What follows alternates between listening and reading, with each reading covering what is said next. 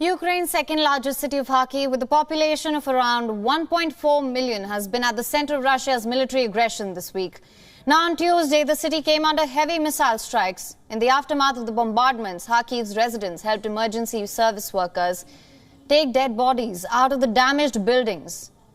Dead bodies were seen on the streets. Eyewitness videos showed wrecked buildings with no windows, fallen trees, power lines. The head of the local hospital said that many children were also injured. The hospital, which also serves as the bomb shelter, was damaged in the shockwave.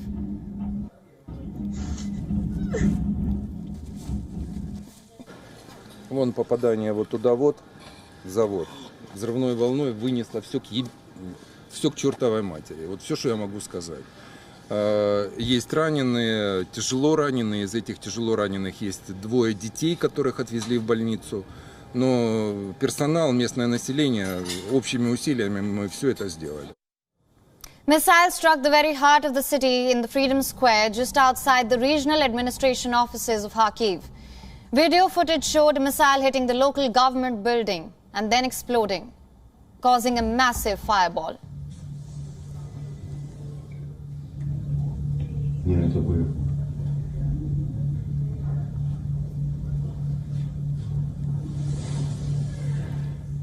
At least 10 people were killed, 35 wounded in the strikes. Ukrainian President Volodymyr Zelensky accused Russia of war crimes for bombing the city.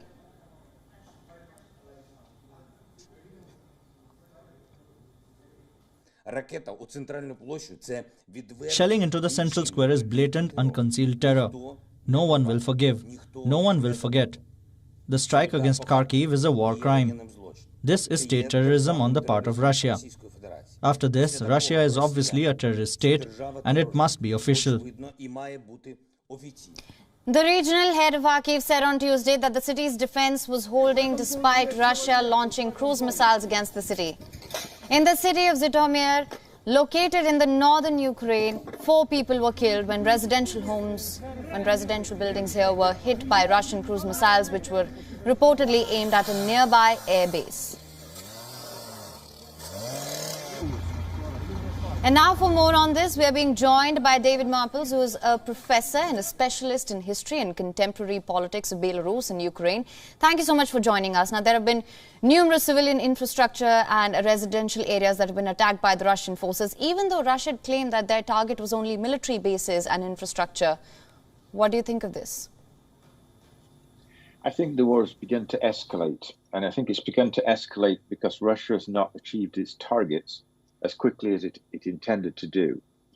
And Putin is getting rather frustrated by a number of things. I think he's frustrated by the resistance put up by the Ukrainians, the fact that most of the world is unified against Russia and condemned this attack, and also the sanctions that have been imposed have already hit Russia quite hard in terms of the collapse of the currency, the closure of the stock market, people emptying their bank accounts.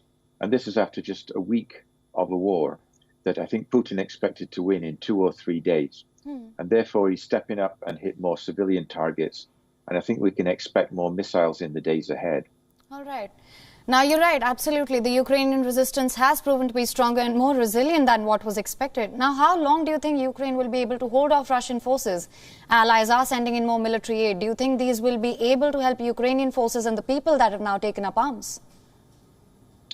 Yeah, it's all a question of timing, whether Russia is in a position to capture the major cities such as Kiev before this aid arrives. But certainly, I think Ukrainians outside the military as well, even civilians, are taking part in this war and making Molotov cocktails. Everybody seems to be unified and doing their bit against the invader. And you have a President Zelensky, who you just showed on your screens there. His popularity was about 28% a couple of weeks ago. Now it's 90%, and the entire country is behind him. So I think it will be more and more difficult for Russia to meet its targets. And even if it occupies the capital, what will it do then? Will it simply imprison or kill the leaders of Ukraine? Right. And what kind of state will it try to impose? I mean, none of these things are very clear yet. Absolutely. And Russia, I don't think, is going to have a very easy time with this war. Right. Now, yesterday we also saw that he rejected President Zelensky's request of immediate membership. What do you make of this decision? I don't think it was expected from the EU that they would give immediate membership.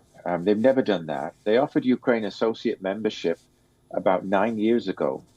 But Ukraine is not quite yet in a position to join the EU, regardless of the war situation. Their factories were very old. Some of the equipment was outdated. There's a lot of corruption in Ukrainian society. Now, usually the criteria for entering the UN are for a more democratic environment, a more free environment than Ukraine had up to the start of this war. So if it was accepted now, it would simply be out of sympathy. It wouldn't be for the usual reasons. But I do think in the long term, maybe even sort of 1 to 5 years, if this war ends, Ukraine would have a chance of very early membership of the European Union. All right. Now, President Joe Biden vows to make Vladimir Putin pay the price for Russia's invasion of Ukraine in his State of the Union address. Now, what form of aid can we expect from the United States and the West going forward? I think the aid will be to the Ukrainian government in terms of loans and funds. Also, lethal weapons, which have come from a number of countries already to Ukraine. Ukraine will be well equipped, it will be well armed, and it will be well supported. But the line will be drawn, I think, at direct intervention. At the moment, I cannot see that forces that are from NATO would enter Ukraine to take part directly in a war. It could happen, say, on a volunteer basis, that people who are not in the military from different countries could go to Ukraine to fight on the Ukrainian side. But I think there is a limitation to what the Europeans and Americans will do in terms of direct intervention. And the reason being, of course, that Putin has threatened to use extreme force, by which he seemed to imply nuclear weapons, if there was an intervention by NATO in this conflict. All right.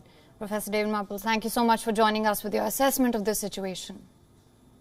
WION is now available in your country. Download the app now. Get all the news on the move.